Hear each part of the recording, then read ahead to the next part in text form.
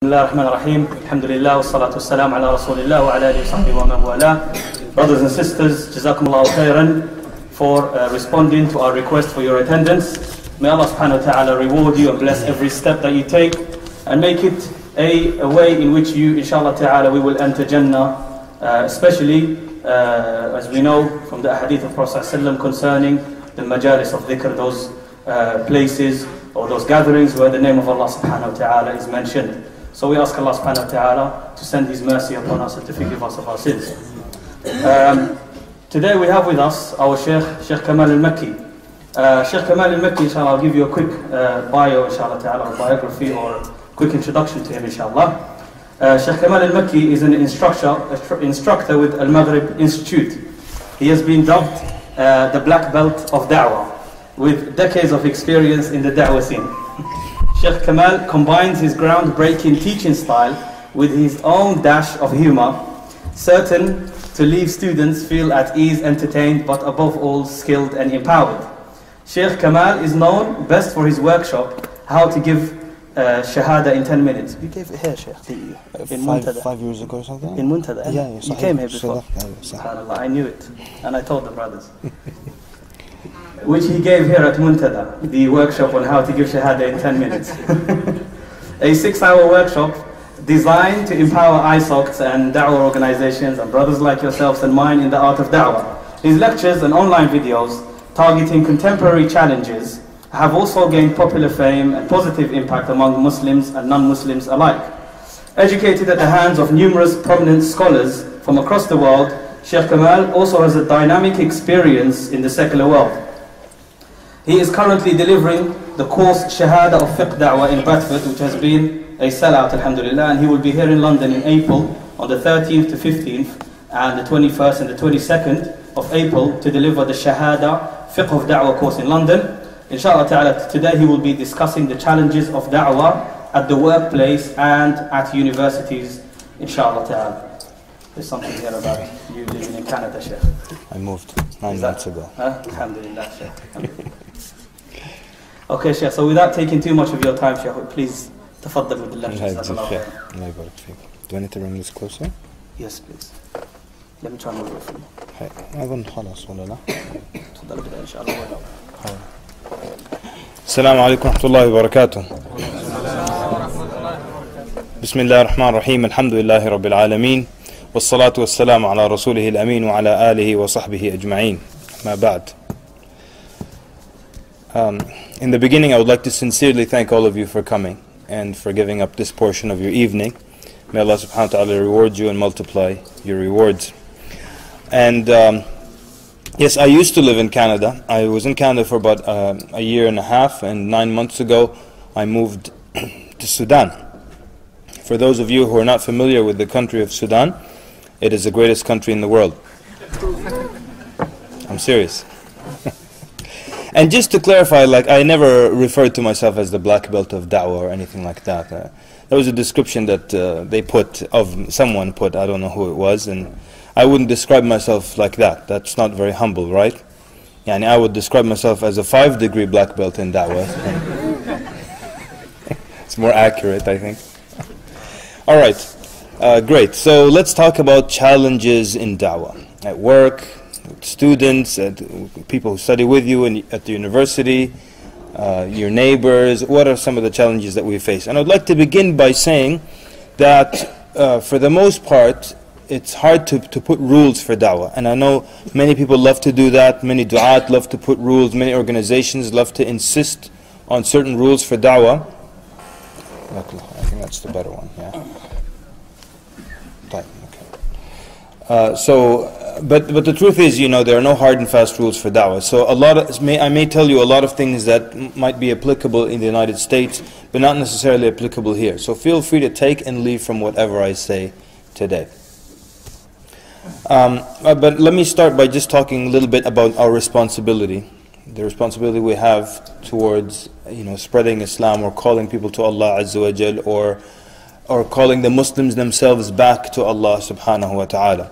And the first thing, let's discuss what is the ruling on Da'wah. And when we say Da'wah here, we mean on enjoining good and forbidding what is evil, on calling the Muslims back to Allah Azza wa Jal or calling non-Muslims to Allah subhanahu wa ta'ala? What is the ruling on giving da'wah? So a lot of times you'll find people in communities that believe that giving da'wah is fard kifaya. It's a communal obligation.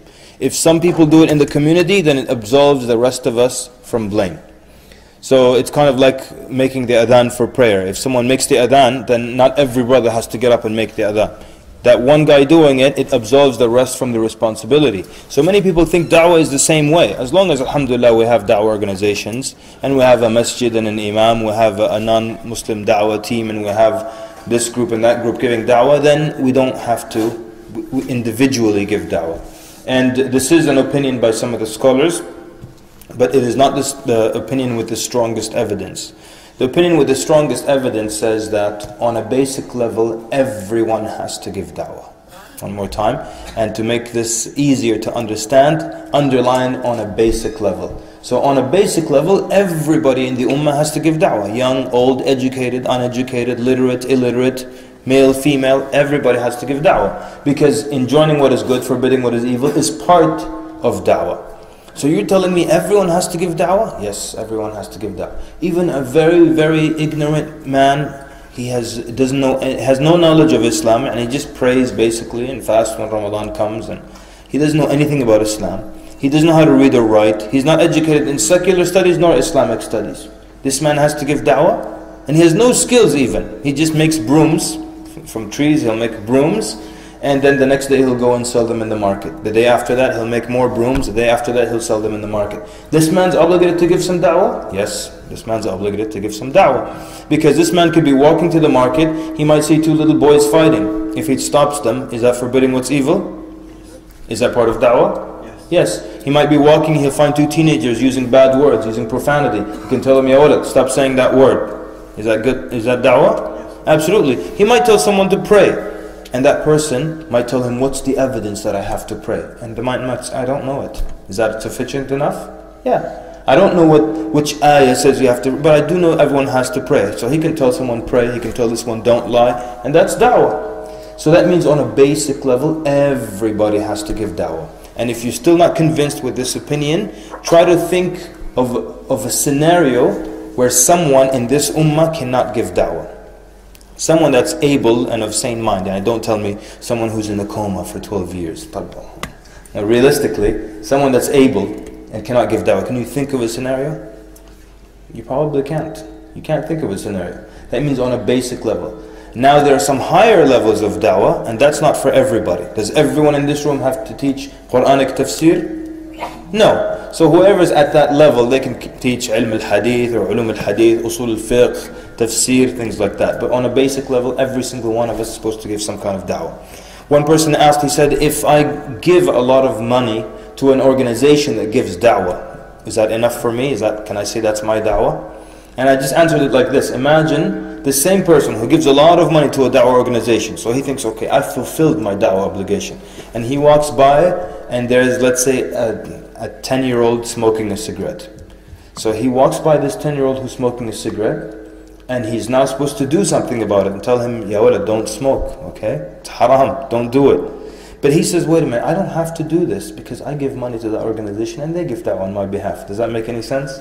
No. So that means this is a responsibility that we have, to call Muslims back to Allah, to enjoin what is good, to forbid what is evil, and to call the non-Muslims to Allah subhanahu wa ta'ala. And there's so many people who are lost, so many people who are unhappy, so many people who are searching for the truth, so many people that are so unhappy that they have suicidal thoughts, that they're consuming alcohol and drugs just to make up for that unhappiness and the sadness in their life. And they just need Islam. And guess who lives next door? You live next door. And this guy, he's trying to discover himself. He travels all the way to India to have an experience, and he comes back and he just ate a lot of spicy kebabs. That's all he got out of it. And you're his neighbor. All along, you could have just knocked on his door, given some information about Islam. So what are some of the challenges? And what I'm cautious of, I don't want to tell you, here are the challenges, and then just spill out the antidote or the response to each one. And in your mind, you're sitting here with different challenges in your mind. So I want to speak briefly, and then you'll bring up some of the challenges that you face or that you want to discuss, and then we'll discuss it that way. So, because especially there may be challenges in the UK that I'm not familiar with, as I come from the greatest country on earth. Okay, very good. UK audience is usually a bit more serious than in America. America, you say anything stupid, everybody, it's great. In the UK, you have to use smart jokes and witty sarcasm. We'll try our best. Excellent. Okay, a number of things. Let's just start with, let me start with something, okay? As a non-UK resident, allow me to say this, please, okay? And just test this with anyone who lives outside of the UK and is familiar or roughly familiar with the da'wah in the UK. Ask him, how is da'wah in the UK? Does it seem more aggressive than other places or not? And allow me to say this, why are you guys so aggressive? What's with the aggression? Why do you guys love debates so much? Wallah, every other brother I meet, I was at a debate a week ago. Another brother, I was at a debate 2 days ago. Why do you guys have so many debates? And is that a good thing? And then we go to the park and everyone has a box and everyone has a megaphone. This guy has a bigger megaphone. And Islam, and this guy's telling Jesus Christ the Lord, and fighting. Then another debate at the university, then another debate over there. So is this the default way of giving da'wah? That's the first question. Is debating the default way of giving da'wah? And of course the answer is no. This is a permissible or an allowable way, but there are times and places for that. There are even certain people that do that. And even then the scholars know that this is not good. It's not conducive to people becoming Muslim. It's not conducive to mutual understanding, peaceful coexistence, all those sweet words. But too much of that is happening. Too many debates, a lot of fighting. So I would assume what happens is when you go to speak to someone about Islam, they remember that video they watched on YouTube of a Muslim and Christian fighting. They remember another debate and they think, okay, this is a fight. So they get ready for you. Okay, tell me about Islam. Feel free. Okay? And this is a problem. And I want to tell you something. How many people here have watched the debate between Jimmy Swaggart and Sheikh Ahmed Deedat rahimahullah? Okay, so a good number of you have seen that debate. Now, let's be honest with each other. Who destroyed who in that debate? We all know it. Sheikh Ahmed Deedat, he mopped the floor up with the other guy. True or false? True. Now, what would you say, this is a true story, what would you say if I told you there was a church in the United States that mass-produced that debate? Okay, they didn't edit it or anything like that to make their guy win or anything. They mass-produced it and they would give it to people in church. Make hundreds of copies. Here you go. Here's a copy of the debate. Why do you think they did that? Someone who has not heard me give the answer to this, take a guess. Why would they make copies of that debate and hand it out to people in church, Christians? Why? Their guy is being destroyed. Why on earth would they give people copies of that? To make them enthusiastic to proselytize Christianity. Okay. To encourage them to give da'wah, perhaps the brother said. That could have been the answer, but actually it's not in this case. They're biased and they wouldn't look at what Sheikh does, and then they would just listen to it. Okay. To show how aggressive the Muslims are. To show how aggressive the Muslims are, and that's also very probable. Naam? Maybe like for them to learn off that and then come back with something else. So they can learn from it and come back with something else, right? But their Sheikh is being embarrassed in it. Why would they make... Naam? To antagonize. Sorry? To antagonize the Christians. To antagonize the Christians. So maybe that's, they want to get them riled up against the Muslims. Last one. Sorry? To make us look bad. They think they won. They think they won. And that's kind of what you're saying. That's it. It's that simple. All of you made very intelligent guesses, but it was very simple. They hear their guy winning. Wait a minute. How could you listen to that debate and think Jimmy Swaggart won? The guy got creamed. But yes, they hear their guy winning. Listen to the debate one more time and you will hear them cheering and whistling and clapping when he says ridiculous things.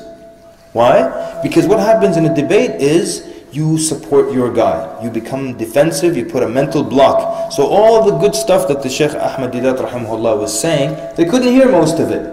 A lot of it they couldn't hear. They could just hear the arguments of their guy and they would cheer for him. Yes, he got him. He got him. Tell him about the Lord. Yeah? They're excited about that. So that's why the debate is not a good way of giving da'wah. It's not necessarily a way of giving da'wah. It's basically a way of putting someone in their place. If someone has been speaking too much and you need to get them to zip it, for example, then you would have a debate, hit them on the head. But it's not the best thing for da'wah. So the first thing is, let's get this aggression out of our system, attacking, fighting. Even people, when they one-on-one try to give da'wah to someone, they think the way of doing it is to corner that person and choke him. And before he dies, with his last breath, he will say, Ashhadu an la ilaha illallah. Just let me corner him. Well, didn't you say 2 minutes earlier that this was the case? What about Matthew chapter 4, verse 23? Oh, I got you. Get him. Khalas, he's about to die. He'll say the shahada, don't worry. Man mata ala la ilaha illallah, dakhala al-jannah, right? Whoever says la ilaha illallah, he goes to paradise. Okay, I hope we can agree. Let's not be aggressive, let's tone it down, let's stop these debates. Every weekend there's a debate, huh? Oh, there's a debate about this, a debate about that. Khalas, take it easy with that. So, I want to talk about knowledge, right? We're at a day and age, especially young people in the audience, please listen up. We're living at a day and age where we cannot afford to be ignorant about many things. We can't afford to not know how to answer these basic questions. And the truth is, it's the same old, same old. If I go out now, I'm planning and I'm preparing a team to go out and give some da'wah. Let's say specifically to non-Muslims.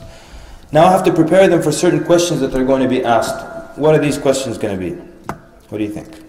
Same old, same old. What do you think? Jihad. Jihad, thank you very much. Hijab, why do Muslim women wear hijab? Marriage to Aisha. Marriage to Aisha, same old, same old. Why did your Prophet marry a young woman, and so on and so forth? Naam? How many women can you marry? And we're proud of that, 4, right? Okay. So then basically it's the same old, same old. So we can't afford to not know the answers to these questions. And for the young people, you can't afford to be playing video games all day. All day, just playing games. Your Prophet is being insulted every day. Muslims being assaulted every day. People ignorant of Islam being attacked on the television and everywhere on the internet. And we're just playing games.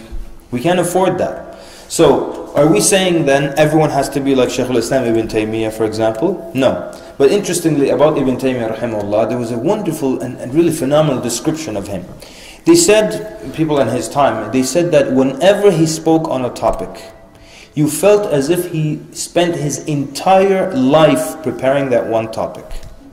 This is how he was. So if he spoke on one issue, you felt as if his whole life, his PhD was just on this topic. Then tomorrow, he speaks on a totally different topic. And again, you feel as if he spent his whole life preparing this one topic. And the day after that, he speaks on another issue. And you feel like he spent his whole life preparing that.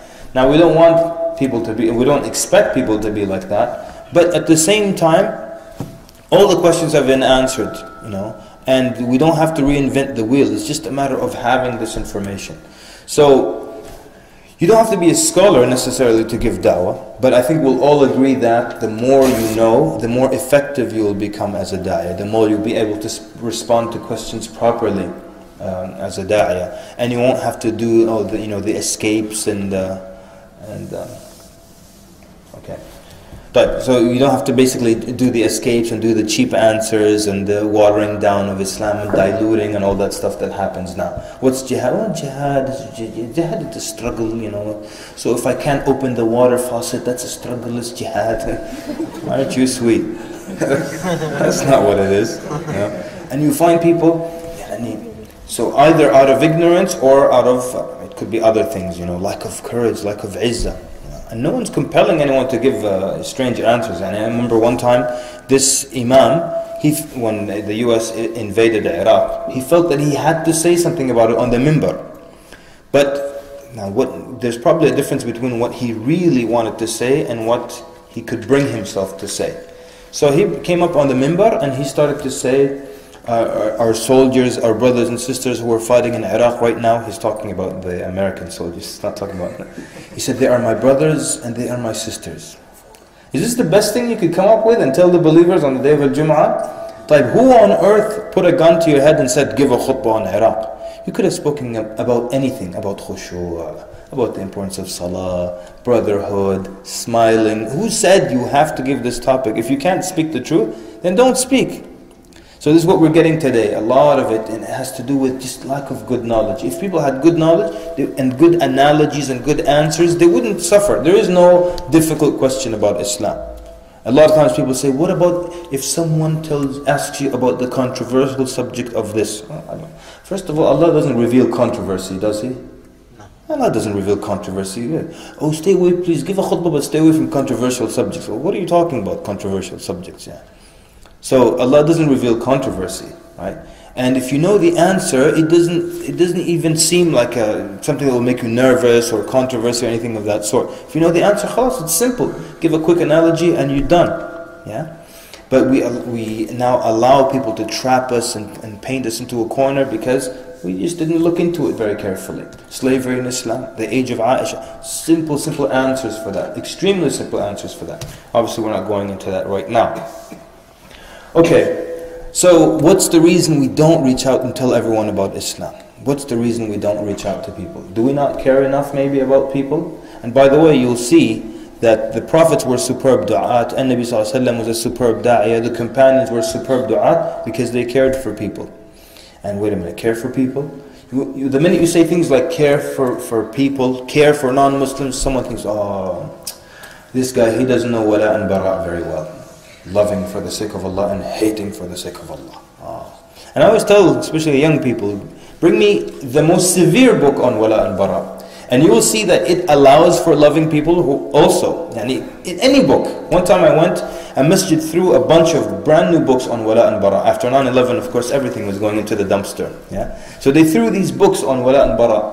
You're like, okay, what's so scary about wala and bara? Read it carefully. The last paragraph of the book was talking about how you can also love a non-Muslim. Yani if someone now becomes a Muslim, he has to hate his mother? Yeah? Would that be good da'wah? They tell him, listen, so you need to become Muslim today, inshallah, you will start to pray and you will become a better person. But you must hate your mother, okay? Because she's a non-Muslim, you have to hate her. What do you think the guy will say? Ashhadu an la. I never liked her anyways. Ashhadu an la. So An-Nabi sallallahu alaihi wasallam cared for people. If he didn't care, he would have crushed the Meccans between the two mountains. True or false? Immediately would have crushed them. But he didn't do that because he cared, right?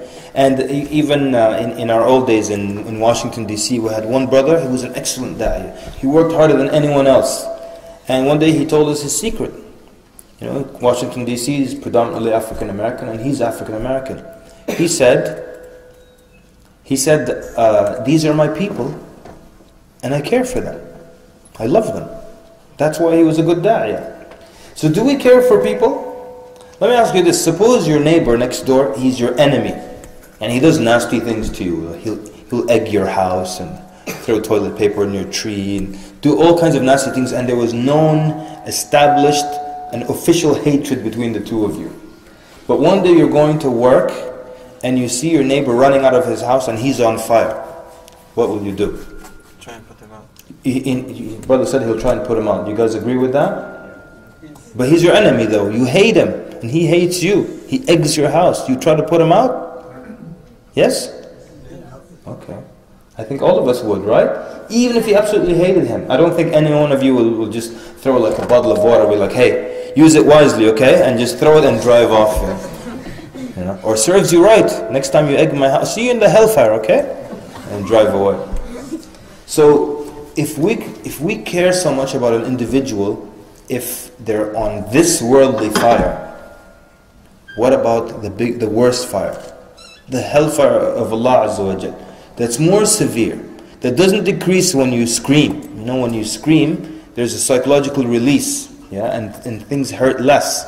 But this is a fire that is so severe that screaming doesn't make it hurt less. And the first second it touches you is not like the millionth hour that it's touching you. It feels the same level of pain. And if we care for people, and I'm ready to put out the fire on my neighbor to the point where I get burned myself, and I get injured in the process of trying to put him out. If we really care for people, and by the way, do this exercise. Next time you see someone walking in front of you, just imagine them on fire. Imagine their skin burning. What would you do? So, this is the contrast between a generation that spread Islam just on their good manners, And a generation that has the internet and books and material and printed material and access to television and radio, and in the end, people are still don't even know who Allah subhanahu wa ta'ala is. So we all have a lot more work to do. So if this is the case, then I can't say, well, I'm too shy, really. Even the shy person, you just speak to the first person, speak to the second person, and then see what happens. Even the shy person has other avenues. I'm too shy. I am absolutely terrified. I'm mortified. I can't stand in front of another human being. Okay.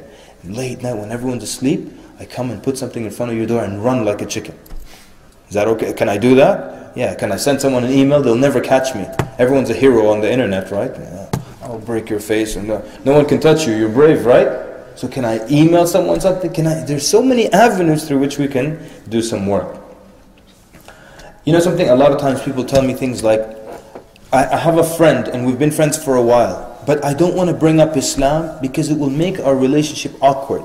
Who has experienced that before? It'll make our relationship awkward. I tell them about Islam, so it's like I tried to convert them and it didn't work, and then the next time we meet it'll just be awkward and strange and things like that. So what can I do? The truth is, do you have any evidence to suggest that it will become an awkward situation? Or is it in our head? A lot of times, most things are in our head. Oh, if you tell someone, why don't you become Muslim, they'll become offended. Are you sure of that? Or you just imagine that would be the case? Most of the time, it's imagination. So I have a friend, or a professor, or a co-worker, or a colleague, if I tell them about Islam, it will be strange from that day on. We'll both be having lunch and just staring at each other. No, says who? Just give it a shot, try it, and see what happens. Perhaps the way you present it will make it less awkward. A sister came up to me, she said, I have a friend, we've been friends for like 15 years and I've never told her about Islam. She knows I put on hijab, she knows I pray and I fast in Ramadan, and we've never mentioned Islam. How can I do that? I said, that's so easy. Just tell her, so-and-so, by her name, you're a good friend of mine and we've known each other now for 15 or for 13 years. And in all this time, you know that I dress this way and I pray and I do Ramadan and certain things that you've noticed already about me. But we've never spoken about it, and I just want to explain to you what it is that I do and what I believe, because as you know, my religion is something that's very dear and important to me, and I consider you a very dear and important friend. So I want to tell you about what I believe. What's wrong with that? One person said to me, I have a friend and I've known them for a good while and they're a good person, but I've never told them about Islam. A year ago I gave them a copy of the Quran and we never mentioned it again. How can I bring up Islam again? You have it right there. You have the free pass right there. Tell them, hey, I gave you a Quran a year ago. Did you read? There's your topic right there. A lot of times we're afraid to bring up the topic. But you know something? If you want to bring up the topic, you'll find a way to bring it up. And you can give me any topic and we can go from that topic to Islam. We can go from weather to Islam. Talk about anything. Gun laws, will bring it to Islam. Just from any topic you bring it back to Islam. Right? Just like if for the young brothers, when you want to get married, right, and you want to see if the sister will accept you or not. You find a way to bring it back to marriage. They'll talk about anything, they'll bring marriage. And next Prime Minister of the UK, yes, but marriage, sister, is They tell you in this joke, this man was very, very ugly, right? Extremely ugly, and he wanted to marry a co-worker of his. But so he doesn't know if she'll accept someone as ugly as he is, so he started to test the water. So he told her sister, what if someone, asked for your hand in marriage, but he was quite ugly. She said, looks aren't that important. What's more important is on the inside. He said, oh, that's a good sign. He said, sister, what if he's like really, really ugly? She said, wallahi, what's most important? His akhlaq, his manners. These things are more important. He said, okay. So, sister, what if he's like horrendously ugly? She said, look, deen, manners, what's on the inside, this is more valuable and more important than the outside. He said, sister, what if it's me? She said, now you're pushing it.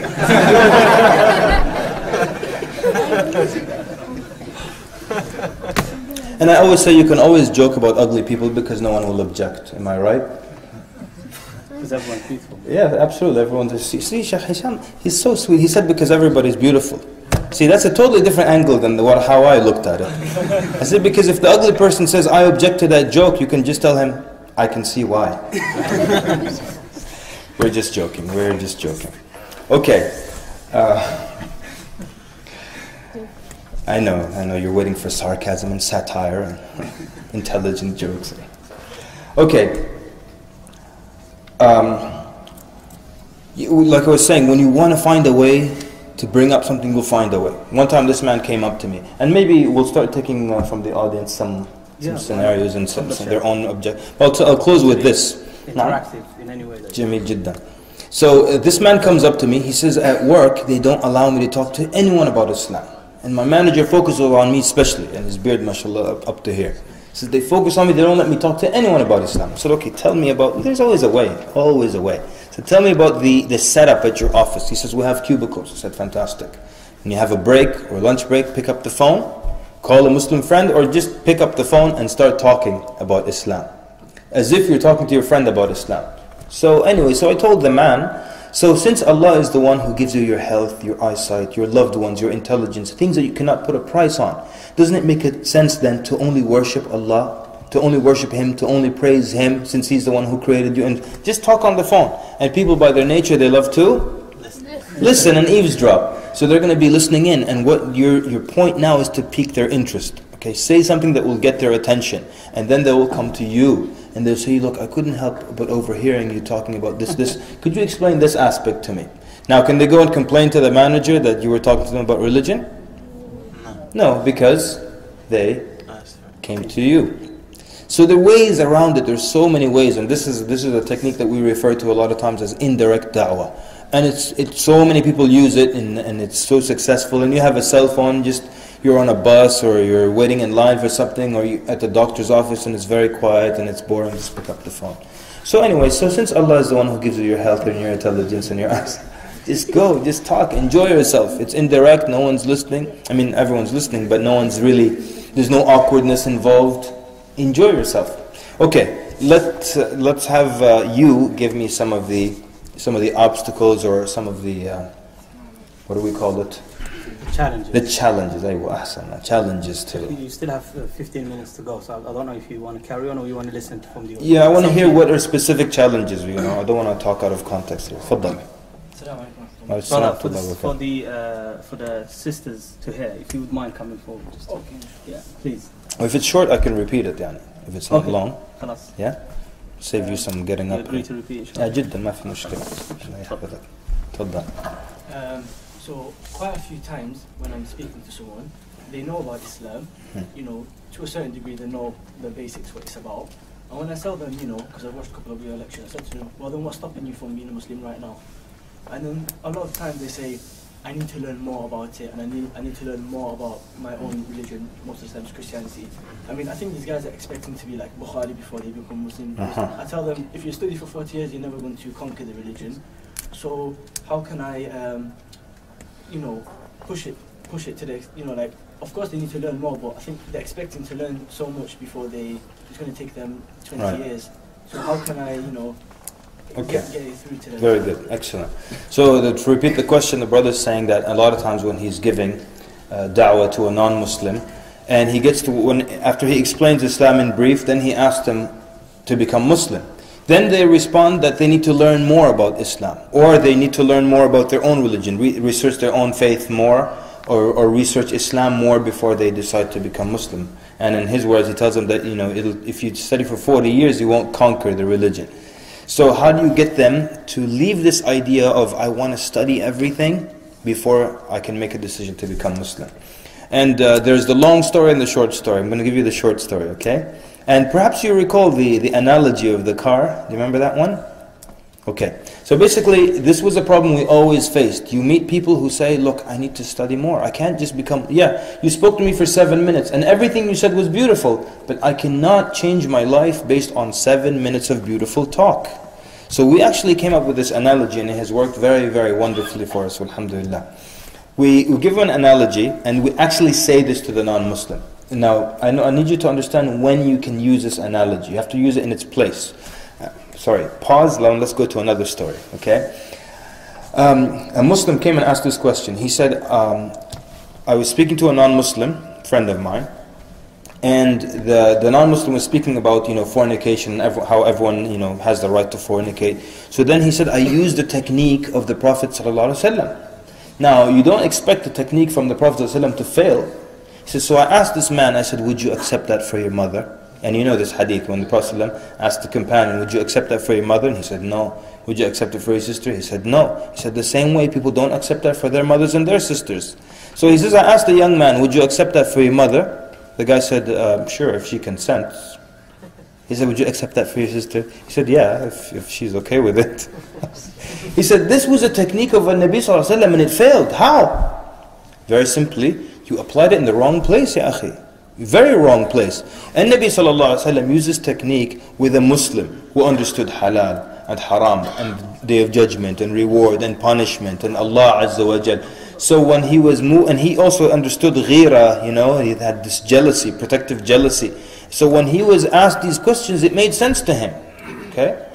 So you're taking a technique applied on a Muslim, you're trying to use it on someone else. So you have to apply the right technique in the right place. So going back to our answer, you have to apply this analogy only works if someone agrees with everything. The only thing stopping him from Islam is not a fiancé or something. No, the only thing stopping him is, I need to read more. One time this happened, we were giving a lecture to non-Muslims, and towards the end of the lecture a man came up and he was very interested in Islam.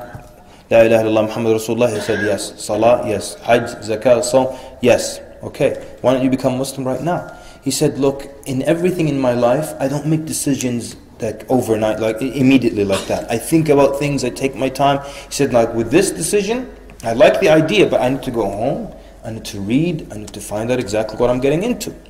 And I told him, you know what, I appreciate that. Because I am actually just like that. I don't make any impulsive decisions, I do my research before I make any big decision. And no doubt this is a big decision. But let me ask you this, because we always try one more time, right? Always try one more time. So I said, look, suppose then, I told you, this is my car, it's outside, it's a brand new Mercedes-Benz, right?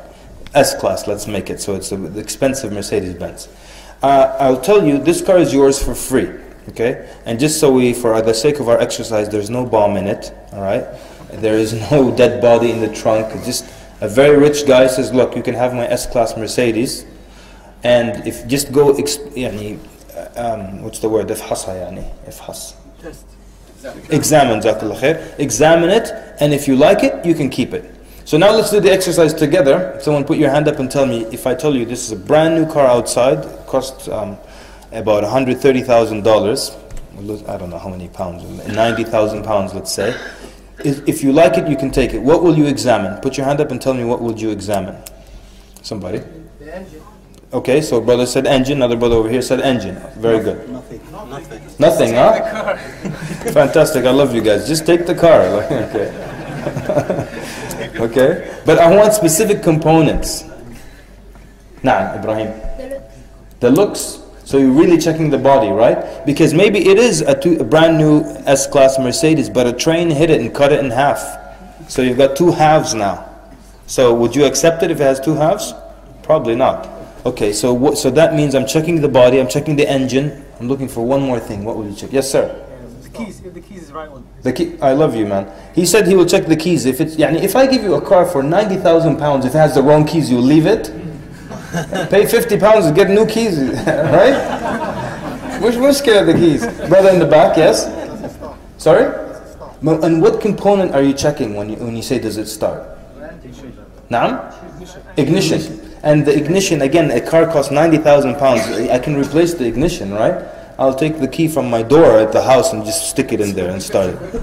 Huh? Documents, huh? We said it's not stolen, there's no dead body in the trunk. It's a millionaire. Why? Naam. The interior, okay, possibly, naam. It's not clamped. Clamped? Clamped, huh? Which you're checking for the engine one more time. No, you're checking if the wheel hasn't been clamped. Meaning the car is unable to move. Come on, man. 2 words. Plasma torch. You give me a 90,000 pound car, I'll cut that thing like no. All night I'll call brother, do you have saw? Come, bro. I was going to spend the overnight. Okay, the last thing, the transmission, right? Because the transmission, the gearbox, maybe you call it here. Okay, the transmission on a brand new S-Class Mercedes will cost thousands of pounds, and the engine will cost thousands of pounds. But the ignition, the key, that's nothing. I can afford that. The tires, that's nothing. No one refuses a 90,000 pound car because I don't like the tires, they're old. Put new tires, ya akhi. You know something? I wouldn't put new tires. Some people check the brakes. Forget the brakes. I'll roll it home. You know, it's 90,000 pounds. So what happens is, in the example, in the analogy, you ask the non-Muslim to tell you what are the key components he will check for in the car. And in the end, tell him if everything makes sense, the most important things made sense, would you accept? And he would say, yes, I'll accept the car. And this person said, I'll accept the car. And then I asked him a question. I said, why is it that when the most important things in the car made sense to you, you accept the car? But when the most important things that I explained to you in Islam, meaning the 5 pillars, made sense to you, you rejected. What did he do? Wallahi, he looked down like this. He said, yes, you're right. I'll say it, let's go. Meaning I'll say the shahada. And he said it. So in this analogy, you explain to people, this is how life works. We don't, if I want to buy a car, I don't go to a dealership and say, look, let me drive this thing for 50,000 miles. If I'm trying to buy a house, I don't tell the realtor, well, you know, let me move the children, the family, the dog and everybody in. We're going to live here for 4 or 5 months, then I'll give you my decision. We look at the basic components, and if they agree, we make a decision. And so that's, in a nutshell, without taking too much time, that's one way of doing it. I probably just time for 1 or 2 more. Any other obstacle? Yes, brother. Hello. Tfaddal, yes sir. Salaam Alaikum. Wa alaikum. I think rather there is a problem with us, like as a Muslims, right? We try to make dawah all the time with the Christian people. We try to convince them all the time. We never let them, you know, like to, for instance, like just, you know, like to listen to us first little, or, you know, we try to always convince, showing that our religion is the best, as they think always that their religion is the best. And this is a problem with the Muslims. Sometimes they don't even know, right, the subject properly, how to convert someone, and then they use like the wrong words all the time, the wrong phrases. Do you know what I mean? Like, yes. You know, I think these. That's why we fail all the time, most of the time. Okay, very good, and I'll have to agree with you. It's very true. A lot of times people, they don't have an idea of what good dawah is. They use the wrong words, wrong approach, wrong technique, and it kills dawah. And I would say, like in my 10 years of teaching like dawah, fiqh of dawah courses, I would tell the students in the beginning that a lot of this course is unlearning the wrong way of giving dawah, more so than learning the correct way. Because for so many people there is just this wrong way of giving da'wah, and that's what we think it is. So you're absolutely correct in that, Jazakallah khair, and that hence the importance of training, you know, da'wah training for people, you know. Or of course, you know, experience. And you don't have to necessarily take a full session or class, but you could also go hang out and spend time with experienced du'at and learn from them and so on and so forth. So barakallahu feek, Jazakallah khair for that comment. And someone had their hand up over here. Yes, go ahead. Yeah, I wanted to ask. Some people, like, if they really like the idea of Islam, one thing that I've noticed might hold them back, like someone I know, is the fact, they say that in Islam, if you choose to leave Islam, you can be executed. How, like, would you overcome this? Okay, so, okay, yeah. So the brother is saying, like, perhaps one of the things that deter people from becoming Muslim is that if you leave Islam, if you apostatize, that you will be killed. Yeah, so why would someone become Muslim if that's the case? And this reminds me of a true story that happened during the times of one of the khulafa. There was a Christian that used to always be in his gathering. He was a good guy, this Christian. So one day the Khalifa now gives him da'wah. He says, Ya akhi, or one of the Umara perhaps. He tells him, why don't you become Muslim? So the Christian says, I like to drink too much. I love drinking. That's why I won't become Muslim. So the Emir tells him, listen, become Muslim and drink. What's the problem? So the guy takes his shahada. Then right after he takes shahada, he says, if you drink, we'll whip you. And if you leave Islam, we'll kill you.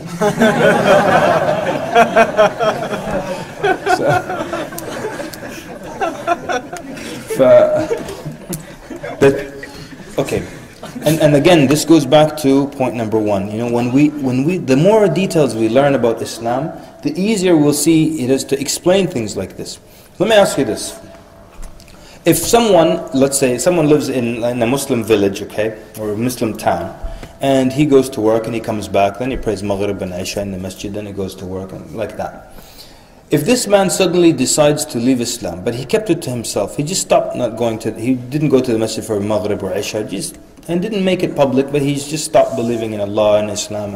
What's the Islamic ruling on this person? What should happen to him? The answer is? Nothing. Thank you very much. Nothing. He left Islam and he kept it to himself. There's nothing. Yeah, khalas. He has the right to do that. And so, can people leave Islam? Yes, absolutely, they can leave Islam. You can leave Islam, but you keep quiet about it. Why? Because the minute you start to make it public, now the state, and we're talking about the Islamic State, it has an interest in this person. Why? Because when you leave Islam, or you have certain doubts that make you, not believe in Allah Azza wa Jalla, or the Quran, or Nabi Sallallahu Alaihi Wasallam, if you have certain doubts like that, the minute you start to make it public, you are bound to affect people who are close to you. So you might affect your parents, you might affect your children, you might affect your wife, you might affect your brothers and sisters, your siblings. You could affect your neighbor, you could affect your close friend, you could affect close workers, co-workers, or students if you're a teacher. You understand? So now, if you make it public and you keep mentioning these doubts, and there'll be people without not enough knowledge, and they might be fall for these doubts as well. So now the state has an interest in you because you're making it public, and you will affect other people, and the state looks out for the population. So now you will be a person of interest. But anyone can leave Islam, and it's no big deal. As long as they keep it a secret. The minute you make it public, and now you make it public, then the state has an interest in this individual. But now look at it. There's a difference between how Islam deals with the apostate versus perhaps, let's just say in the Bible how it's dealt with. He is still given many chances. For example, in the Bible, in the book of Deuteronomy, chapter 13, verse 8 and 9, it explains that the one who leaves his religion, that you should kill him. And it says, let your hand be the first to strike him. Okay, you want to be the first one who kills that person who leaves Islam. Now in Islam, it doesn't work like that. And I have to say this because people think that's the case. One time, a brother left Islam and he was a revert. He left Islam after 2 weeks. And there's a different ruling for this person. It's known as al-murtad milli. Okay, there's a different ruling. But one of the brothers, he himself was a revert. He said, oh, so-and-so left Islam, I'm going to take him hunting, and we're going to have an accident. So he thought it was his job to he's going to go Dick Cheney on the guy, basically. So the truth is, and we've got like a minute or so, the scholars sit with the person. Then they try to explain whatever doubt came into his head. That's one. Two, then they start to, not in any particular order, then they try to establish or reaffirm that yes, this book is from Allah Azza wa Jalla. Here's the evidence, and this is the final prophet. Here's the evidence, right? Then, and of course these are scholars appointed by the state, or the Amir, or the Imam, or the Khalifa. And then they even do another tactic. They threaten him with the sword. So they say, look, just become Muslim, or you will get the sword if you continue upon this. What happens? What is this really? This is an opportunity for him to say, you know what? Yes, you're right, you're right. Once he sees the sword, he's like, I understand your argument now. He can pretend and go home to his family and keep his mouth closed and not praying and not going to Jum'ah or not fasting, but he can at least save himself by pretending even. He's even given that opportunity. You understand? But the more people, let's say, spread the doubts and speak that we're a group and they make an organization, we're Muslims who have abandoned Islam and we are more rational, scientific and so on. Imagine 4 people leave Islam in a village and they start a club. 10 years back, you come back to this village, there might be 237 of them. Why? Because they spread it. But if these 4 people kept it to themselves, you come back 10 years later, maybe there are only 6 or 7. Why? Because they kept it to themselves. So these are things you explain to the person. And one of the best selling points you have is that, look, we don't, this guy in the streets of London doesn't want to become Muslim because you guys killed someone if they leave Islam. So what are you talking about, man? This is not an Islamic state and no one will do anything to you. Of course, that's not your selling point to say you have a trial period, right? But at the same time, who's going to, do you guys have regularly after Isha, brothers and sisters, there are a few announcements. There's a brother who left Islam. We're going to chop his head off in the parking lot outside. Please join us. Barakallahu feekum.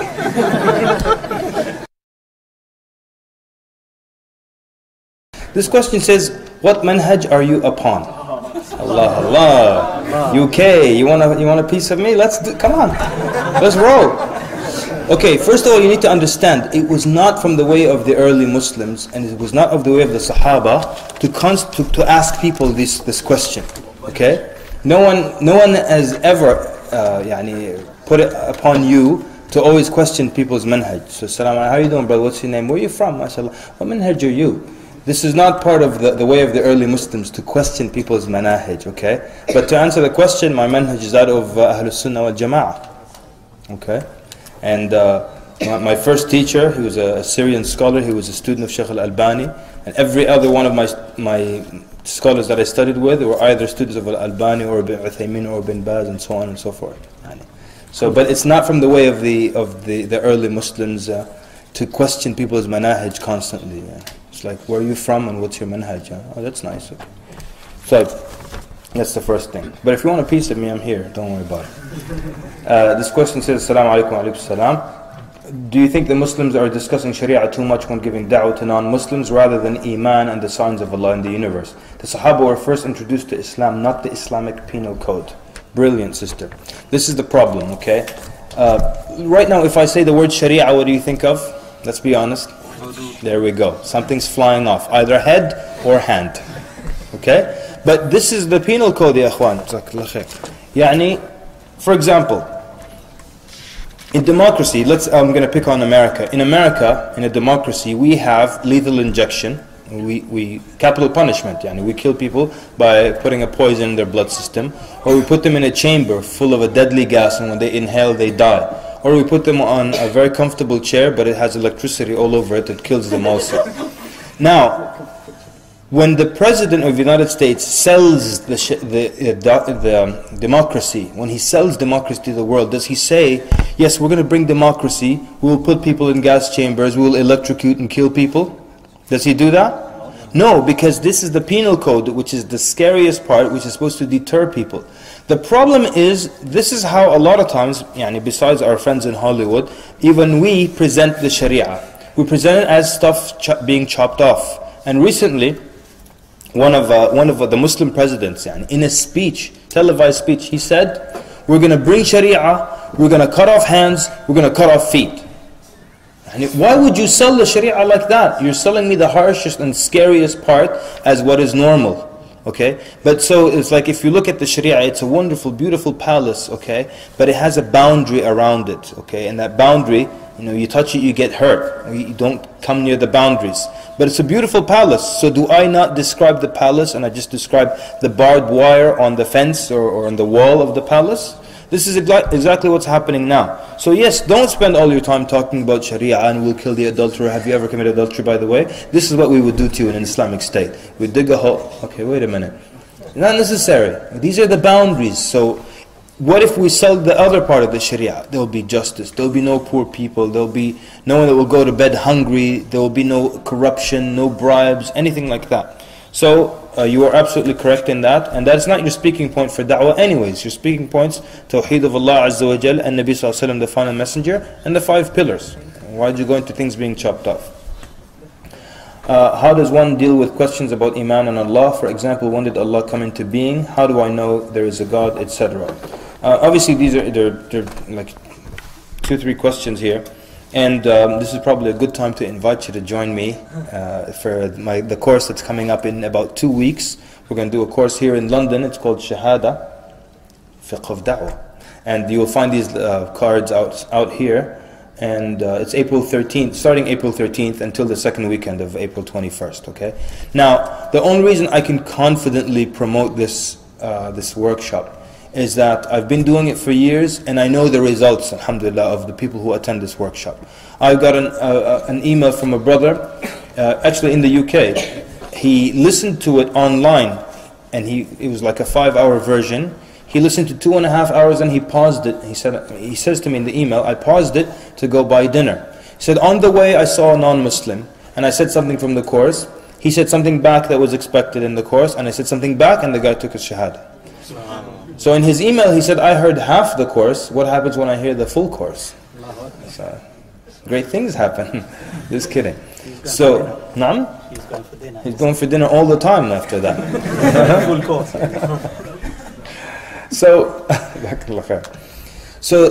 we discuss, allow me to say, brilliant ways of tackling questions like this. Simple analogies sometimes. Like, so we can say, for example, Sheikh Hisham was the first person in this building today. So if I tell you Sheikh Hisham was the first person in the building today, you might ask me, yes, but who was there before him today? No. Listen to me carefully. Today, he was the first one in the building. Yes, I understand that, but who was there before him? I told you today he was the first one. Who was there before him? There cannot be who was there before him. It's a wrong question. Same thing, who is there before Allah? If he is the first, only someone who is not intelligent would ask you who was there before the first. That's what the word first means, Habibi, unless you don't know what it means. There are also other things, like someone will ask you, who created Allah? Oh, Allah has no creator. But everything has a creator, except Allah. How can Allah not have a creator? Who created Allah? Okay, so what do we do here? We explain to the person that what you're doing, you're asking the wrong question. You see? This is the way we understand Allah. We see a concept, if we see a description of Allah, for example, Allah is the most merciful. How can I understand that? I understand it because I know what mercy is. So I look at mercy, then I magnify it a lot, and I say Allah is very merciful. I understand how Allah is Ar-Rahman, Ar-Rahim. Then I see that Allah is the most generous. So I see generosity, I understand the concept. Then I magnify it a lot, and I see how Allah is the most generous. But the problem is that then, what happens when I give you a description of Allah that you can't compare to the dunya and magnify? Allah was the first and He was always there and He has no creator. So like, okay, what can I think of that's like that I can magnify? There's nothing. So then you say, how is that possible? That must be an impossibility then. So this is the thing, there's a difference between what you can understand and what you can imagine. Many times people cannot imagine something, so they think it's impossible. Now this is not right. For example, it's almost 8 o'clock. Let me try to end with this very quickly. We'll do عندنا إقامة straight away. نوقف الآن؟ نوقف right now? لا تفضل أكمل عندك 30 ثانية. طيب, okay. So in 30 seconds I want to say very quickly that what if you look, it's done, huh? And the second part of the question about Allah subhanahu wa ta'ala said, how can you prove to them that Allah subhanahu wa ta'ala exists? If you understand that there is tons and tons of evidence to point to the existence of Allah Azza wa Jal, then your question will be, okay, where do I start? Because wallahi there is so much. Shaykh al-Islam ibn Taymiyyah rahimahullah says something very nice. He said Allah Azza wa Jal created the human being and He created the human body in need of water. So because we're in need of water, Allah Azza wa Jal put water in every corner of the earth. Because we need it to survive. Likewise, Allah created the human being in need of believing in its creator. In need of believing in something. So Allah subhanahu wa ta'ala, even more so than water, put evidence to His existence everywhere on earth. So where do I begin? Do I begin with analyzing the life of Muhammad sallallahu alaihi wasallam, proving he was a genuine prophet? If he's a genuine prophet, that means he was sent by God, that means God that does exist. Do I begin with the Quran and prove how the Quran could not have been written by a human being, that it must have been written by a divine being, and that's proof of the existence of Allah Azza wa Jal? And which angle of the Quran? I mean, I can take 8 or 9 different angles of looking at the Quran, and each one of them will prove that there is a God. So there's tons and ample proof that there is a creator. And one more time, you don't have to reinvent the wheel. The questions have been answered before, the proofs have been laid out by the scholars. All you have to do is, it's simple as looking it up on a Muslim website, picking the strongest arguments, and that's your game plan, inshallah. So, that's one thing. If you, inshallah, attend the Shahada course coming up in April, one of the things that we'll take care of in that course is you'll never ever be worried about the atheist again. Ever. I mean, look, it's the weakest argument. Allah Azza wa Jal, how many times in the Quran does Allah refute the Trinity, for example? Many times. Paganism. Many times. Things in the Judaism, for example. Entire surah dedicated to that. How many times did Allah respond or refute the atheist argument in the Quran? Once. Just once. Why? Scholars say because it's such a weak argument. Once. Why are we scared of the weakest argument? But we'll explain why the atheist comes to you all confident and arrogant and insulting and everything. There's a reason behind that. And if you attend Shahada Fiqh al-Dawah, April 13th, inshallah. This question says, what is the key to giving successful da'wah to Muslims who aren't interested in hearing you out? Here's the key. Okay? You have to find out why they're not interested. That's exactly what it is. Okay? So I don't try to insist and force you to be interested. I try to find out why you're not interested. So the conversation goes like this. You tell them, look, I noticed that whenever I talk to you about religion, you change the subject, or you don't like to talk about it. Right now, I don't want to talk to you about religion. I just want to know why you don't want to talk about religion. Okay? That's it. And it's very, very, very effective, inshallah, because once you tell them, okay, tell me why you don't want to talk about religion. And if, there may be other reasons hidden that they don't want to admit to you, that, you know, the guilt of not practicing and it makes me feel guilty. But it may be other things like, oh, you know, discussion of religion always ends in a fight and an argument. Is that the only reason you don't want to talk about religion? Because it's going to end in an argument? Yes. Okay. Then I'm going to talk to you about religion, and I promise you, I swear by Allah, we're not going to argue. Now it's their excuse. So that, I mean, this is a scenario in which that was the problem. Always with da'wah, with Muslims, with non-Muslims, you have to find out why. Very important. Many times people come up to me, and please don't do this at the end of this lecture. There's a brother, and every time we tell him to pray, he starts to eat boiled eggs. Why does he do that? But what can I tell him? I can't tell you what to tell him. You have to find out why he does that every time it's time for salah. You know, there's my mother, and every time it's time for salah, she says this or does that or that type. What can I tell her? It's not about what can you tell her at the moment. It's about why does she behave like that. So why? Always find out why. Someone doesn't want to become Muslim? Why? Someone doesn't want to pray? Why? If I tell you, you tell me someone doesn't want to pray. Oh, go tell him this hadith and give him that ayah and give him this CD. No, find out what's his problem.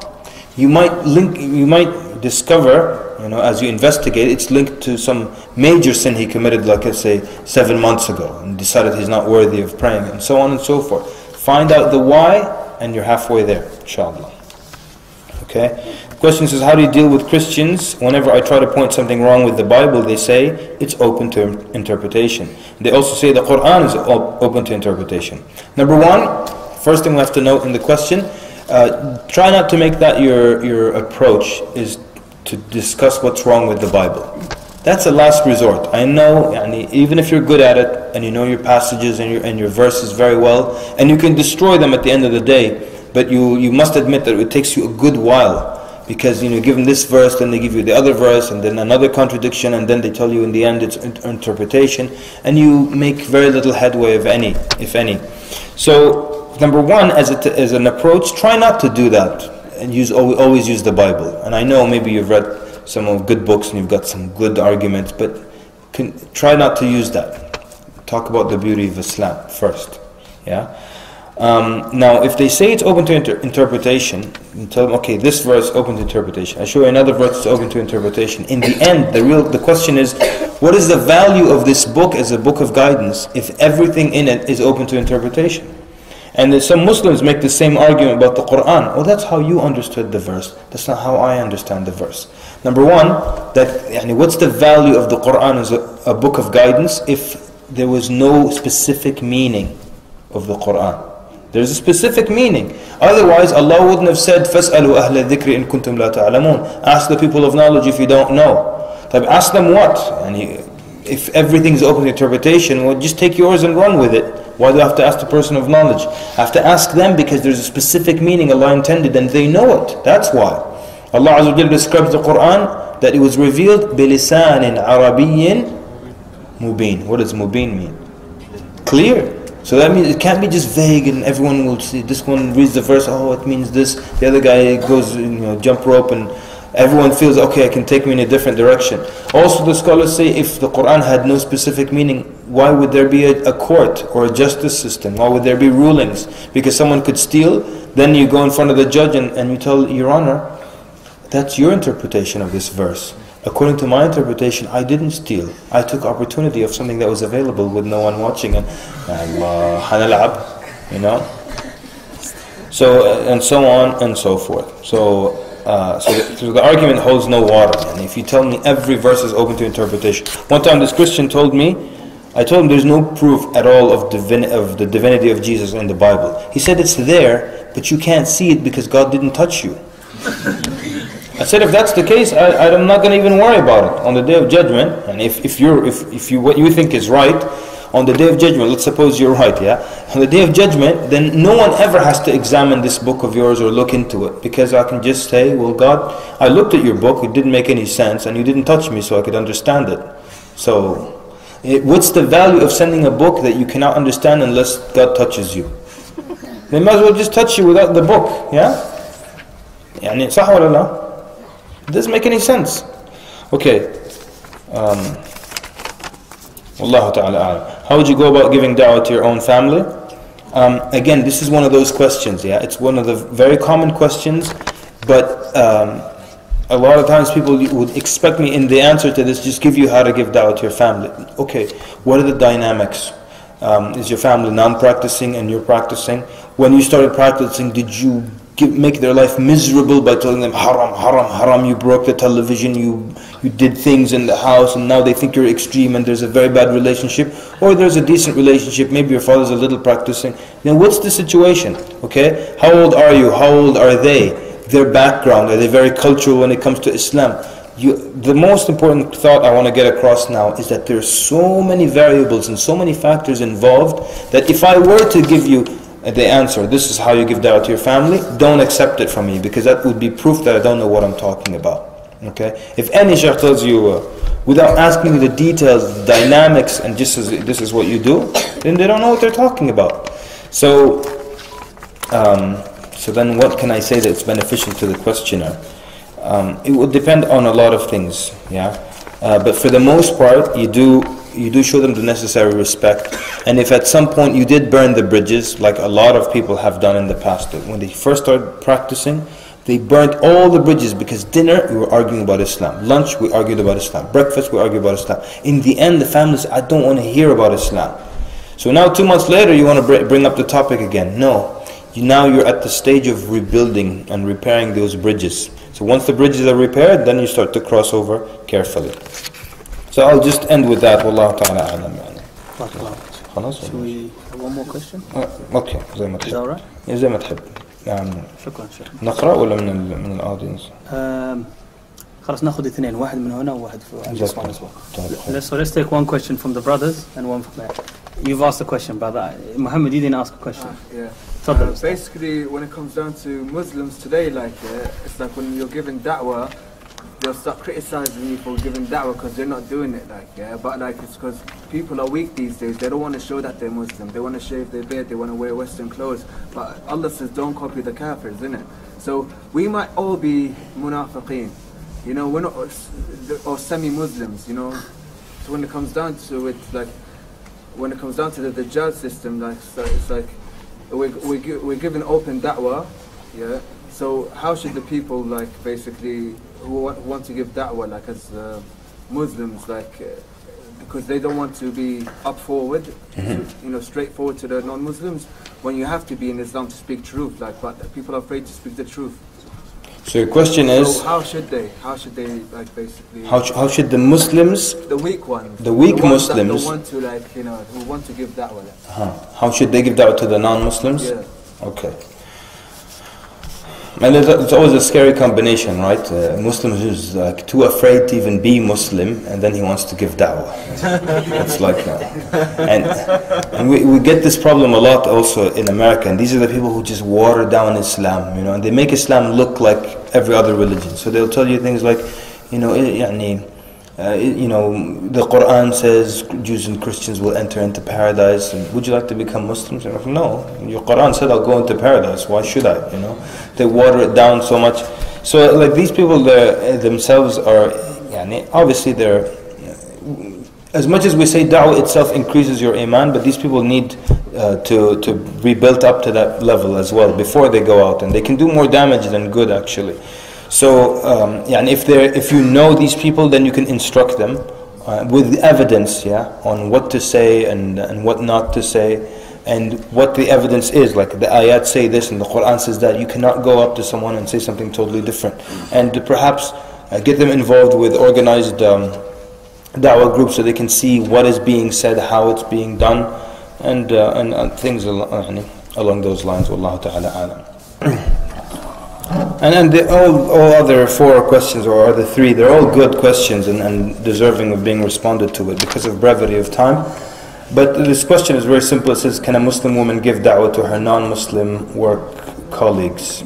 And she has a normal working relationship with. The scholars say that a Muslim woman, can give da'wah to a non-mahram male, for example, so long as the conversation does not go outside the confines of, or the subject of da'wah. Once we get into, I love the color of your hijab and hey giggle giggle, then we have a problem. But as long as it doesn't go beyond that, then it's okay. Now with that being said, because of the time that we live in, strongly recommend that if suppose there's nobody but you, and a woman comes up to you and she says, can you tell me about Islam? Alright?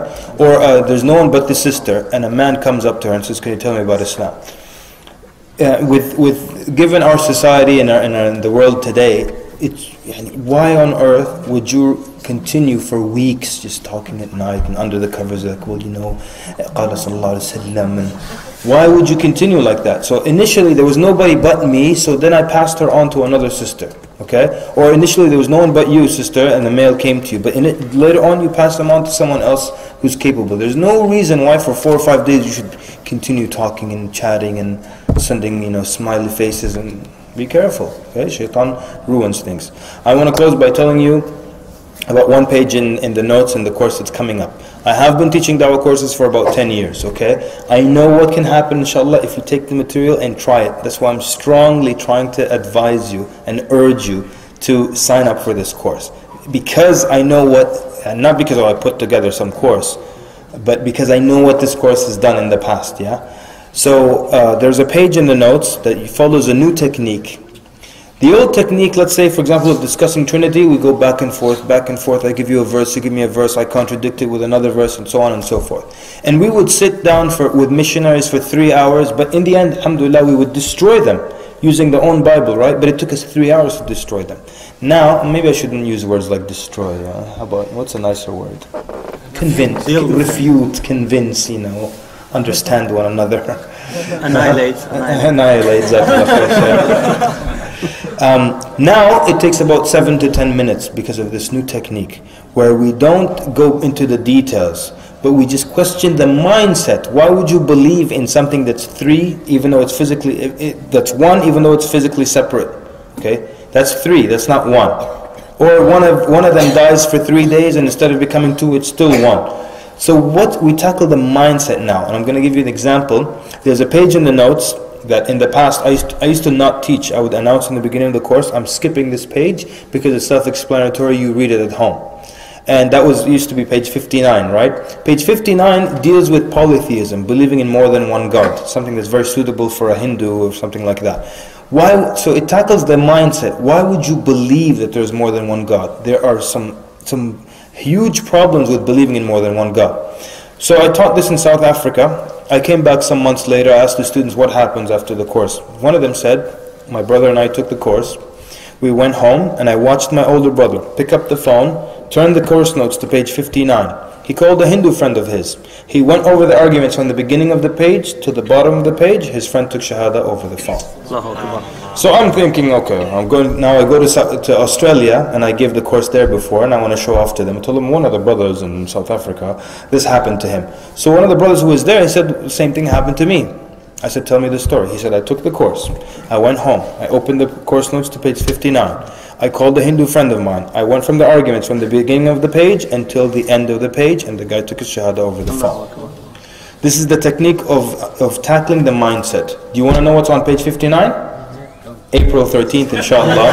Jazakumullah khairan. Sallallahu alaikum wa rahmatullahi wa barakatuh. Assalamu alaikum.